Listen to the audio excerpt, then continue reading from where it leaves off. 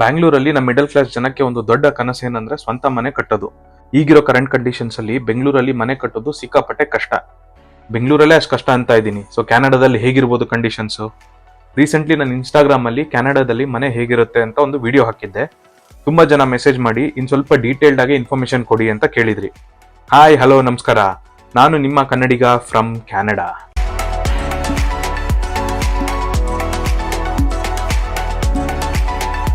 ಕ್ಯಾನಡಾದಲ್ಲಿ ಮನೆಗಳು ನೋಡೋಕೆ ತುಂಬಾ ಚೆನ್ನಾಗಿರುತ್ತೆ.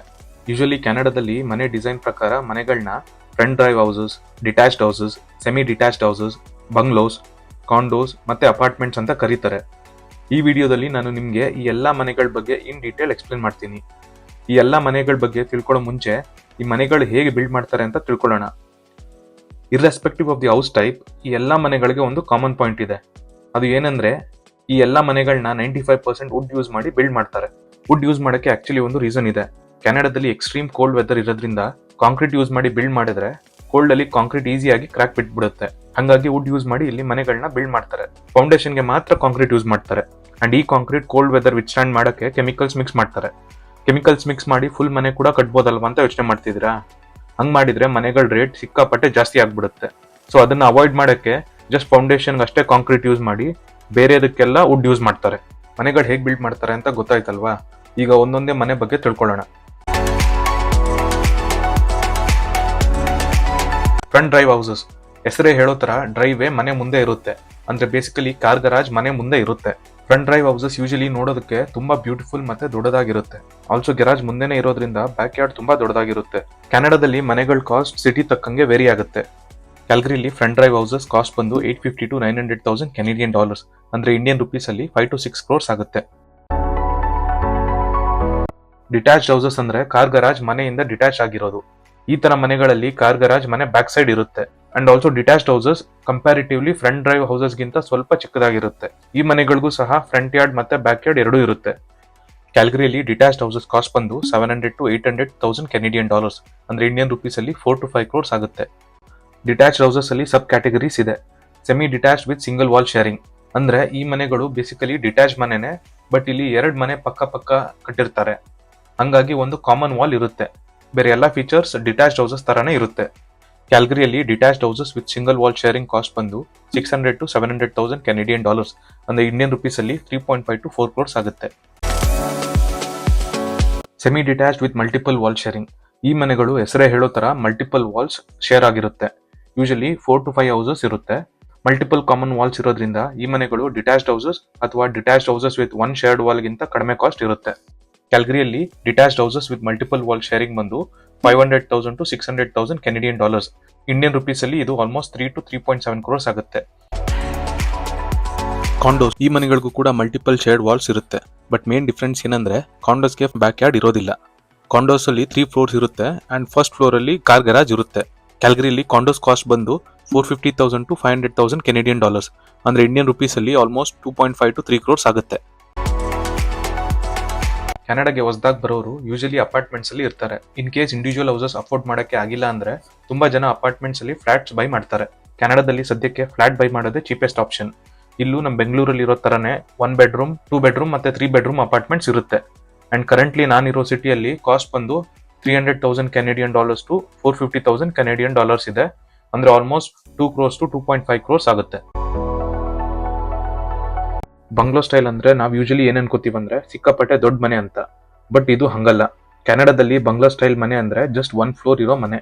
ಆಲ್ಸೋ ಈಗ ಈ ತರ ಮನೆಗಳನ್ನ ಯಾರು ಬಿಲ್ಡ್ ಮಾಡ್ತಿಲ್ಲ, ಯಾಕಂದ್ರೆ ಇದು ತುಂಬಾ ಜಾಗ ಕನ್ಸ್ಯೂಮ್ ಮಾಡುತ್ತೆ. ಕೆನಡಾದಲ್ಲಿರೋ ಬಂಗ್ಲೋ ಸ್ಟೈಲ್ ಮನೆಗಳೆಲ್ಲ ಸದ್ಯಕ್ಕೆ ಹಳೆ ಮನೆಗಳೇ. ಈ ಮನೆಯಲ್ಲಿ ಗರಾಜ್ ಮನೆಗೆ ಅಟ್ಯಾಚ್ ಆಗಿರೋದ್ರಿಲ್ಲ, ಐದರ್ ಬ್ಯಾಕ್ ಸೈಡ್ ಅಥವಾ ಸೈಡ್ ಅಲ್ಲಿ ಇರುತ್ತೆ. ಬಂಗ್ಲೋ ಸ್ಟೈಲ್ ಮನೆಗಳು ಹಳೇದಾಗಿರೋದ್ರಿಂದ ಇದ್ರದ್ದು ಪ್ರೈಸ್ ಕೊಡೋದು ಸ್ವಲ್ಪ ಕಷ್ಟ, ಯಾಕಂದ್ರೆ ಇದ್ರದ್ದು ಪ್ರೈಸ್ ಮೇಂಟೆನೆನ್ಸ್ ತಕ್ಕಂಗೆ ವೇರಿ ಆಗುತ್ತೆ. ಬಟ್ ಆದ್ರೂ ಇದರ range usually $450,000 to $500,000 Canadian dollars ಇರುತ್ತೆ, ಅಂದ್ರೆ ಆಲ್ಮೋಸ್ಟ್ 2.5 to 3 crores ಇರುತ್ತೆ. Front drive with walkout basement, so ಈ ಮನೆಗಳು ಮುಂದೆಯಿಂದ ನೋಡಕ್ಕೆ ಸೇಮ್ ಫ್ರಂಟ್ ಡ್ರೈವ್ ತರಾನೇ ಇರುತ್ತೆ. ಅಂದ್ರೆ ಮುಂದೆನೆ ಡ್ರೈವ್ ವೇ ಇರುತ್ತೆ, ಮುಂದೆ ಕಾರ್ ಗರಾಜ್ ಇರುತ್ತೆ, ಬಟ್ ಹಿಂದ್ಗಡೆಯಿಂದ ಹೋಗಿ ನೋಡಿದ್ರೆ ಒಂದು ಎಕ್ಸ್ಟ್ರಾ ಫ್ಲೋರ್ ಇರುತ್ತೆ. ಈ ತರ ಮನೆಗಳು ಯೂಶಲಿ ತುಂಬಾ ಎಕ್ಸ್ಪೆನ್ಸಿವ್ ಇರುತ್ತೆ. ಅಂಡ್ ನಾನಿರೋ ಸಿಟಿಯಲ್ಲಿ ಇದರದ್ದು ಕರೆಂಟ್ ಪ್ರೈಸ್ ಬಂದು ಮಿನಿಮಮ್ $1.2 million ಇರುತ್ತೆ. ನಾನ್ ತೋರಿಸಿದ ಮನೆ cost bigger cities like Toronto ಮತ್ತೆ ವ್ಯಾಂಕೂವರ್ ಅಲ್ಲಿ ಆಲ್ಮೋಸ್ಟ್ 1.5 times ಜಾಸ್ತಿ ಇದೆ. ನಾನು ಮೆನ್ಷನ್ ಮಾಡಿದ ಮನೆ ಟೈಪ್ ಬಿಟ್ಟು ಇನ್ನೊಂದು ಟೈಪ್ ಮನೆ ಇದೆ, ಅದು ಬಂದು ಏಕರೇಜಸ್. ಇದನ್ನ ಏಕರೇಜ್ ಅಂತ ಯಾಕೆ ಕರೀತಾರೆ ಅಂದ್ರೆ ಯೂಶಲಿ 1 acre ಅಲ್ಲಿ ಒಂದು ಮನೆ ಇರುತ್ತೆ. ಸದ್ಯಕ್ಕೆ ಈ ತರ ಮನೆಗಳು ಮೋಸ್ಟ್ ಎಕ್ಸ್ಪೆನ್ಸಿವ್ ಟೈಪ್ಸ್ ಅಲ್ಲಿ ಒಂದು. ನೀವೇ ನೋಡಿ ಈ ಮನೆಗಳು ಎಷ್ಟು ದೊಡ್ಡದಾಗೆ ಕಟ್ಟಿದ್ದಾರೆ ಅಂತ. ಒಂದೊಂದು ಮನೆಗೂ ಫ್ರಂಟ್ ಅಂಡ್ ಬ್ಯಾಕ್ ಯಾರ್ಡ್ ಎಷ್ಟು ದೊಡ್ಡದಾಗಿದೆ ನೋಡಿ. ಅಷ್ಟೇ ಅಲ್ಲ, ಈಚ್ ಮನೆಗೆ ಮಿನಿಮಮ್ 3 ಕಾರ್ ಗರಾಜಸ್ ಇನ್ಕ್ಲೂಡ್ ಆಗಿರುತ್ತೆ. ಕ್ಯಾಲ್ಗರಿಲಿ ಏಕರೇಜಸ್ ಕರೆಂಟ್ ಕಾಸ್ಟ್ ಬಂದು $2 million to $4 million Canadian dollars. ಅಂದ್ರೆ ಇಂಡಿಯನ್ ರುಪೀಸ್ ಅಲ್ಲಿ ಆಲ್ಮೋಸ್ಟ್ 12 crores to 24 crores ಆಗುತ್ತೆ. ಇವಾಗ ನೀವು ಕೆನಡಾದಲ್ಲಿ ಮನೆಗಳು ಹೇಗಿರುತ್ತೆ, ಮನೆಗಳ ಕಾಸ್ಟ್ ಎಷ್ಟು ಅಂತ ತಿಳ್ಕೊಂಡಿದ್ದೀರಾ. ಹೊರಗಡೆಯಿಂದ ಮನೆಗಳು ಹೇಗಿರುತ್ತೆ ಅಂತ ನೋಡಿದ್ರಿ. ಬಟ್ ಕನ್ಸ್ಟ್ರಕ್ಷನ್ ಆಗ್ತಿರೋ ಮನೆಗಳು ಸಿನ್ಸ್ ವುಡ್ಡಲ್ಲಿ ಕಟ್ತಿರೋದ್ರಿಂದ ಒಳಗಡೆ ಹೇಗಿರುತ್ತೆ ಅಂತ ಇವಾಗ ನಾನು ನಿಮಗೆ ತೋರಿಸ್ತೀನಿ. Let's go. ಇಲ್ಲೇ ನಮ್ಮ ಮನೆ ಪಕ್ಕದ ಸ್ಟ್ರೀಟಲ್ಲಿ 2 ಮನೆ ಕನ್ಸ್ಟ್ರಕ್ಷನ್ ಮಾಡ್ತಾ ಇದ್ದಾರೆ. ಆ್ಯಂಡ್ ಈಗ ನೋಡ್ತಾ ಇದ್ದೀರಲ್ಲ, ಈ ಮನೆ ಆಲ್ಮೋಸ್ಟ್ ಎಕ್ಸ್ಟೀರಿಯರ್ ಮುಗ್ದಿದೆ. ಜಸ್ಟ್ 2 days ಬ್ಯಾಕ್ ಮೇಲೆ ವಿಂಡೋಸ್ ಎಲ್ಲ ಹಾಕಿದ್ದಾರೆ. ಆ್ಯಂಡ್ ವಿಂಡೋಸ್ನೆಲ್ಲ ಜಸ್ಟ್ ಒಂದು 3 hours ಅಲ್ಲಿ ಫುಲ್ ಮನೆಗೆ ವಿಂಡೋಸ್ ಎಲ್ಲ ಹಾಕ್ಬಿಟ್ಟಿದ್ದಾರೆ. ಆ್ಯಂಡ್ ಈ ಮನೆ ಪಕ್ಕ ನೋಡಿ ಒಂದು ಖಾಲಿ ಸೈಟ್ ಇದೆ. ಈಗ ಇಂಡಿಯಾಲೂ ಅಷ್ಟೇ ಮನೆ ಕಟ್ಟುವಾಗ ಯೂಶಲಿ ಖಾಲಿ ಸೈಟಲ್ಲಿ ಏನೇನು ಐಟಮ್ಸ್ ಹಾಕಿರ್ತಾರೆ ಹೇಳಿ. ನಮಗೆ ಕನ್ಸ್ಟ್ರಕ್ಷನ್ ಬೇಕಾದ ಮರಳು, ಸಿಮೆಂಟ್, ಜಲ್ಲಿ, ಮೆಟಲ್ಸ್, ವುಡ್ ಎಲ್ಲ ಹಾಕಿರ್ತಾರೆ. ಬಟ್ ಇಲ್ಲಿ ಕನ್ಸ್ಟ್ರಕ್ಷನ್ ಐಟಮಲ್ಲಿ ಏನಿದೆ ನೀವೇ ನೋಡಿ. ಒಂದು ದೊಡ್ಡ ಡಸ್ಟ್ಬಿನ್ ಇದೆ ಅಷ್ಟೇ. ಅದ್ರ ಪಕ್ಕ ವುಡ್ ಬಿಟ್ಟರೆ ನಿಮ್ಗೆ ಏನೂ ಕಾಣಿಸ್ತಿಲ್ಲ. ಕಾಂಕ್ರೀಟ್ ಇಲ್ಲ, ಮೆಟಲ್ ಇಲ್ಲ, ಮರಳು, ಜಲ್ಲಿ ಏನೂ ಇಲ್ಲ. ಜಸ್ಟ್ ವುಡ್ ವುಡ್ ವುಡ್ ಅಷ್ಟೇ, ಬೇರೆ ಏನೂ ಕಾಣಿಸ್ತಾನೆ ಇಲ್ಲ. ಜಸ್ಟ್ ಹೊರಗಡೆ ಹೋಗಿ ಒಂದು ಕ್ವಿಕ್ಕಾಗಿ ನಿಮ್ಗೊಂದು ರೌಂಡ್ ತೋರಿಸ್ತೀನಿ. ಇಲ್ಲಿ ಎಂಟ್ರೆನ್ಸ್ ಕಾಣ್ತಿದೆಯಲ್ಲ, ಇದು ಬೇಸಿಕಲಿ ಕಾರ್ ಗರಾಜ್. ಆ್ಯಂಡ್ ಈ ಮನೆ ಫ್ರಂಟ್ ಡ್ರೈವ್ ಹೌಸ್. ಸೊ ಮುಂದೆನೇ ಕಾರ್ ಗರಾಜ್ ಇದೆ. ಆ್ಯಂಡ್ ಕಾರ್ ಗರಾಜ್ ಒಳಗಡೆ ಹೋದರೆ ಪಕ್ಕದಲ್ಲಿ ನಮಗೆ ಮನೆ ಎಂಟ್ರೆನ್ಸ್ಗೆ ಒಂದು ಡೋರ್ ಇದೆ. ಸೊ ಸದ್ಯಕ್ಕೆ ಡೋರ್ ಎಂಟ್ರೆನ್ಸ್ ಇನ್ನೂ ಇಟ್ಟಿಲ್ಲ. ಇಲ್ಲಿ ನೋಡಿ ಕಾರ್ ಗರಾಜ್ ಎಷ್ಟು ಸ್ಪೇಷಿಯಸ್ ಆಗಿದೆ ಅಂತ. ಈಸಿಲಿ ಇಲ್ಲಿ 2 ಕಾರು ಆರಾಮಾಗಿ ನಿಲ್ಲಿಸ್ಬೋದು ಇದು. ಸೊ 2 ಕಾರ್ ಗರಾಜ್ ಹೌಸ್ ಇದು. ಪಕ್ಕ ಒಳಗೆ ಹೋಗ್ತೀನಿ. ಸೊ ಕ್ಯಾನಡಾದಲ್ಲಿ ಮನೆಗಳು ಹೀಗೆ ಕಟ್ಟೋದು. ನಿಮಗೆ ನೋಡಿ ಪ್ಲೈವುಡ್, ವುಡ್ ಬಿಟ್ಟರೆ ಏನೂ ಕಾಣಿಸ್ತಾ ಇಲ್ಲ ಮೇಲೆ. ಆ್ಯಂಡ್ ಸ್ವಲ್ಪ ಹುಷಾರಾಗಿ ನಡಿಬೇಕು, ಯಾಕಂದರೆ ವುಡ್ ಯೂಸ್ ಮಾಡೋದ್ರಿಂದ ತುಂಬ ನೇಲ್ಸ್ ಇರುತ್ತೆ. ಆ್ಯಂಡ್ ಇಲ್ಲಿ ಕಾಣ್ತಿದ್ದೆ ನಿಮಗೆ ಹೇಗಿಟ್ಟೋಗಿದ್ದಾರೆ ಇವರು. ಮೋಸ್ಟ್ಲಿ ಯಾರು ಬರಬಾರ್ದಂತಲೇ ಹಿಂಗೆ ಇಟ್ಟೋಗಿದ್ದಾರೆ ಅನ್ಸುತ್ತೆ. ಸೊ ಈ ಮನೆ ಡಿಸೈನ್ ಹೇಗಿದೆ ಅಂತ ಗೊತ್ತಿಲ್ಲ.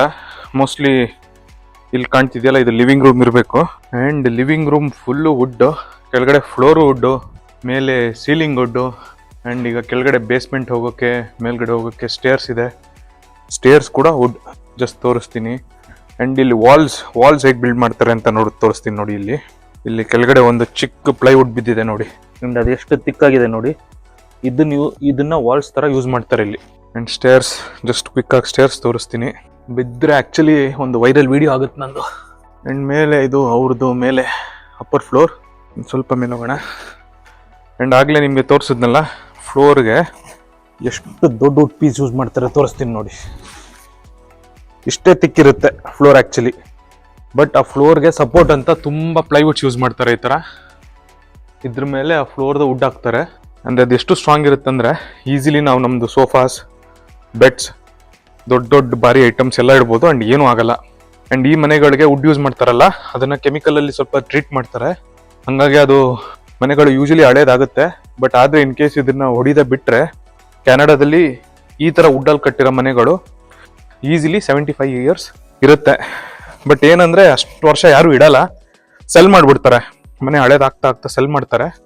ಆಗ ಹೊಸ ಬಿಲ್ಡರ್ಸ್ ಬೈ ಮಾಡ್ತಾರಲ್ಲ, ಅವರು ಡೆಸ್ಟ್ರಾಯ್ ಮಾಡಿ ಹೊಸ ಮನೆ ಕಟ್ಬಿಡ್ತಾರೆ. ಸೊ ನಾನು ಈಗ ಸದ್ಯಕ್ಕೆ ನೋಡಿರೋದು ಓಲ್ಡೆಸ್ಟ್ ಹೌಸ್ ಅಂದರೆ ನಂಗೆ ಗೊತ್ತಿರೋರೊಬ್ಬರದು 50 years ಓಲ್ಡ್ ಮನೆ ತಗೊಂಡಿದ್ದಾರೆ.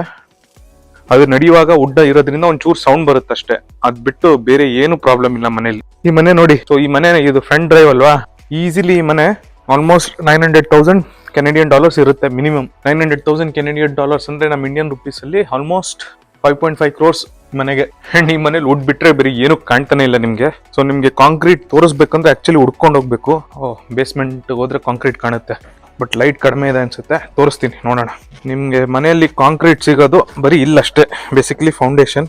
ಆ್ಯಂಡ್ ಈ ಫೌಂಡೇಶನ್ ಅಲ್ಲಿ ನಮ್ಮ ಇಂಡಿಯಾ ಥರ ಇರೋದಿಲ್ಲ, ಪಿಲ್ಲರ್ಸ್ ಏನೂ ಇರೋದಿಲ್ಲ. 4 ಸೈಡ್ ಕಾಂಕ್ರೀಟ್ ವಾಲ್ಸ್ ಇರುತ್ತಷ್ಟೇ ನೋಡಿ, ಕಾಣ್ತಿದ್ಯಾ? ಇಷ್ಟೇ ಫೌಂಡೇಶನ್. ಇದಕ್ಕಷ್ಟೇ ಕಾಂಕ್ರೀಟ್ ಯೂಸ್ ಮಾಡೋದು, ಮೆಟಲ್ ಯೂಸ್ ಮಾಡೋದು ಇದು. ಸೊ ಇದು 95% ನಾ ವುಡ್ ಏನಕ್ಕೆ ಹೇಳ್ತೀನಿ ಅಂದರೆ 5% ಇಷ್ಟೇ, ಇನ್ನು ಉಳಿದಿತ್ತು 95% ವುಡ್. ಸೊ ಹೊರಗಡೆ ಹೋಗ್ತೀನಿ. ಇದು ಈ ಮನೆದು back yard. Front drive houses ತಗೊಂಡ್ರೆ ಇದೊಂದು ಲಾಭ ಏನಂದ್ರೆ ದೊಡ್ಡ ಬ್ಯಾಕ್ ಯಾರ್ಡ್ ಸಿಗುತ್ತೆ ನಮಗೆ.